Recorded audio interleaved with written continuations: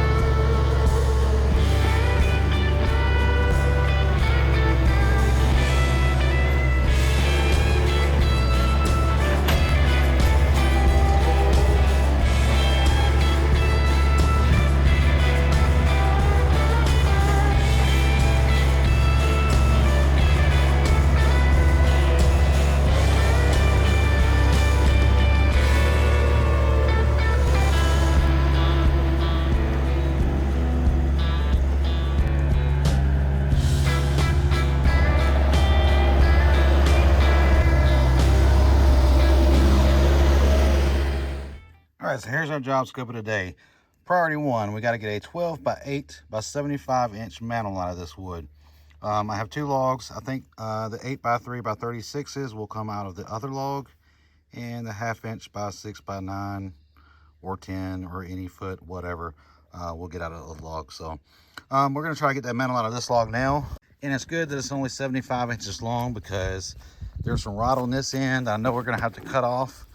And I was told to be aware of some wire in this log. I'm gonna have to go over with a metal detector or something and find out, but he is aware that if I do hit nails, it's a blade charge. Now, before I get started, I do want to bring up something interesting.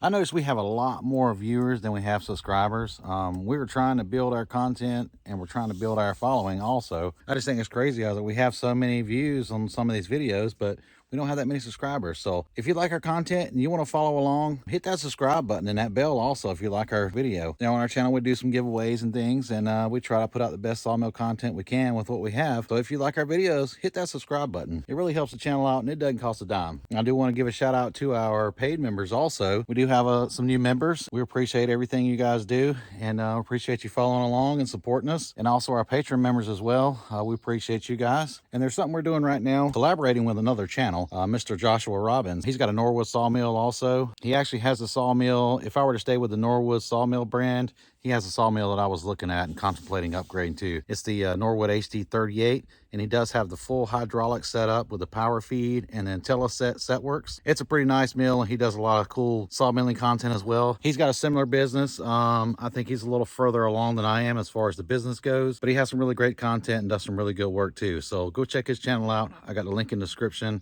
and we're doing a collaboration on our channels as well. It really helps to have someone else with the same insights, and it's really nice to have someone to throw ideas around with as far as sawmilling business goes, selling lumber, and YouTube content as well. He's down in Southeast Texas, and we're here in Georgia, but go check his channel out. He's a pretty cool fella. He has some great content. Check out the description. You'll see his link down there. Now let's get back on this log and get this thing stripped down.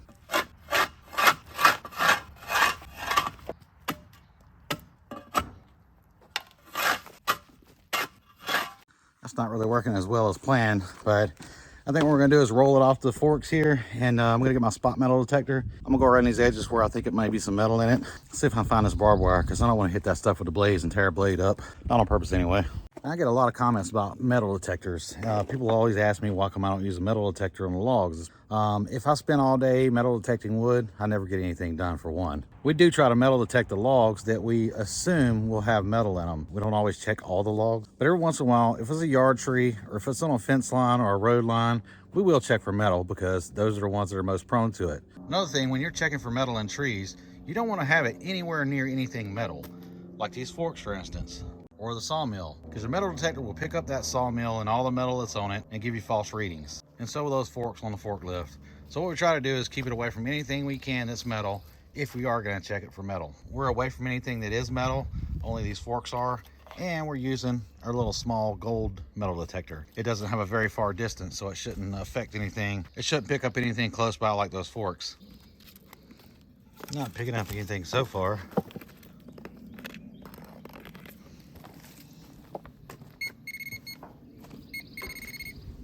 It's working. Oh, right here. Right there. Hey, look, I see the metal. You see that right there? That's barbed wire. I wouldn't have seen that with my eyes. I hit that with a shovel too and didn't see it. Looks like it's going through the tree here. We need to check the rest of it, because there is usually 3 strands of barbed wire in these trees. So we know that one. I think what we're gonna do is cut this off over here if I don't find anything on this side. So you pick up the bobcat forks. Not seeing anything else. So that may be the only metal in here. I thought he said it was a couple of strands he saw. I'm not seeing any more. So yeah, I think that's the only piece I see right now.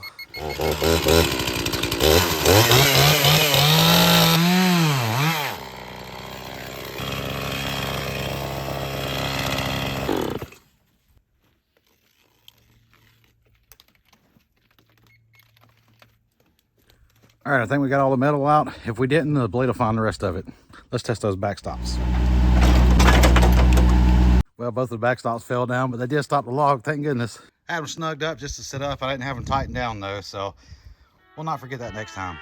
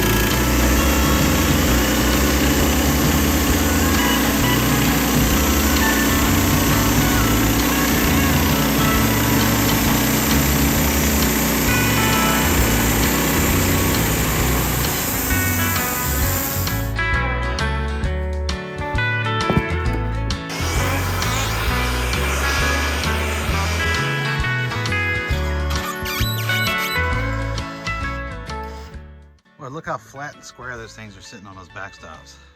That is nice. That's what I've been missing out on right there. Not having to adjust everything when I flip a log up. Now I can feel confident the log is sitting flat and square on those backstops.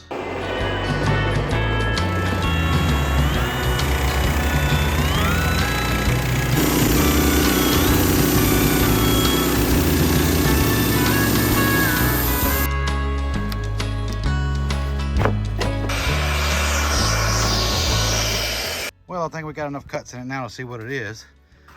Reach down in the comments and type what you think it is, because I already know. Is it maple or sweet gum? Here's another look from a different angle. It's pretty regardless. I'm actually going to go ahead and roll it over because we do have to get a 12-inch can out of this for the mantle. And I don't want to cut too much off this end and not be able to get enough off the other side.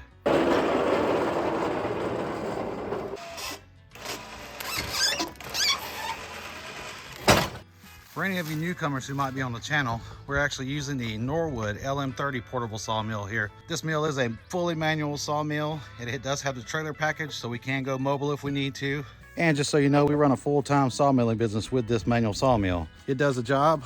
Yeah, I wish we had something a little faster or more hydraulic, but it does do the job, and I'm here to say it can be done. And if you want to see more videos of us running this mill on a day-to-day basis, hit that subscribe button and go check out our other videos.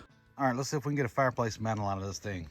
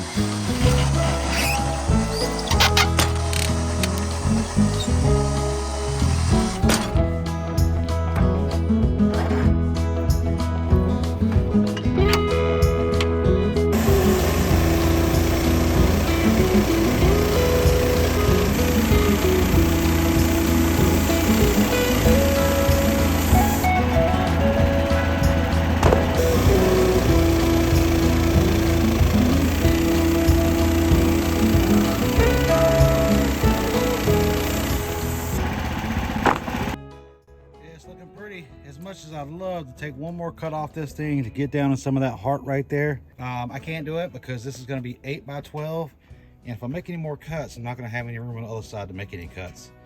And if you want to know what kind of blades I'm using to make this smooth, nice, clean cut on this super hard log here, I am using the Cook's Super Sharp 8-degree blades. They have been my favorite blades so far. I see a lot of people complain about blades all the time and their cut quality, how they're getting waves in their wood and they're just not sharp enough or doesn't keep a tip. Try these Cook's blades out. It'll change your world, I promise you. And you can use my discount code STANDARD10 to get 10% off your next order. They make a wonderful blade. So if you've been searching for the perfect blade for your sawmill, try the Cook's blades out. So if you're a manufacturer of blades out there and you want to send me a blade to try out and put head to head with a Cook's blade, send it on. I'd love to make that video.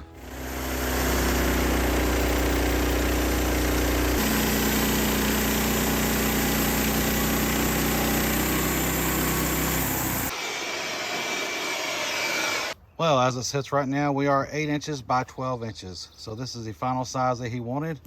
There is some edging on here. It wasn't quite big enough. Definitely wasn't solid enough, I don't think. He may be able to do something with it. I don't know. But it only needed to be 75 inches long. And right now this thing's sitting at about 14 foot. So there should be plenty of solid wood in there to get what he needed out of it. So there should be plenty of good lumber in that thing to get his mantle out of it. I just don't know how solid that log is. I still think it's got too much rot in it for a mantle. I know they make some products. I don't know what it is. If you know what it is, drop it in the comments. I wanted to say it was an epoxy infusion, but I think it's more of like a CA glue type stuff. I'm not real sure. Maybe it is epoxy. But I've seen people use it on rotted wood and old wood just to preserve it and make it rock solid even when it was super soft. If you know what I'm talking about, drop it in the comments because I can't remember to save my life what it was called. The can alone looks pretty solid, but as you see, these boards right here are broken all to pieces. Every time I threw the boards off onto the ground, they would fall apart. So it's definitely not as solid as I'd hoped it to be. But this is a customer's log. That is what he wanted out of it, and that's what we're gonna give him. I did inform the owner that this log was a little past its prime, being a little soft and rotted in a few spots, but he didn't care.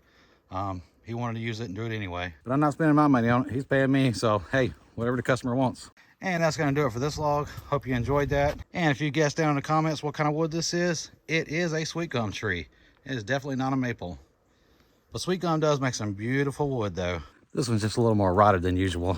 It didn't make it to the sawmill quite in time. Hopefully he can still get some use out of it. Well folks, I hope you enjoyed that video today, sawmilling. If you enjoyed our content, hit that like button. And if you're new here, go ahead and hit that subscribe button. It don't cost you a thing. We're always happy to see new viewers on our channel. And don't forget to go check out Joshua Robbins' channel. It's Mr. Joe Robb. I'll put the link in the description. Go check his channel out. He's got the HD38 Norwood. He's got all the hydraulics and all the bells and whistles. Go check that thing out. It's pretty awesome. He does a great job. And thank you again to all our YouTube members and patrons. Go check out our Facebook, patrons, Instagram, and TikTok. We'll see you on the next one.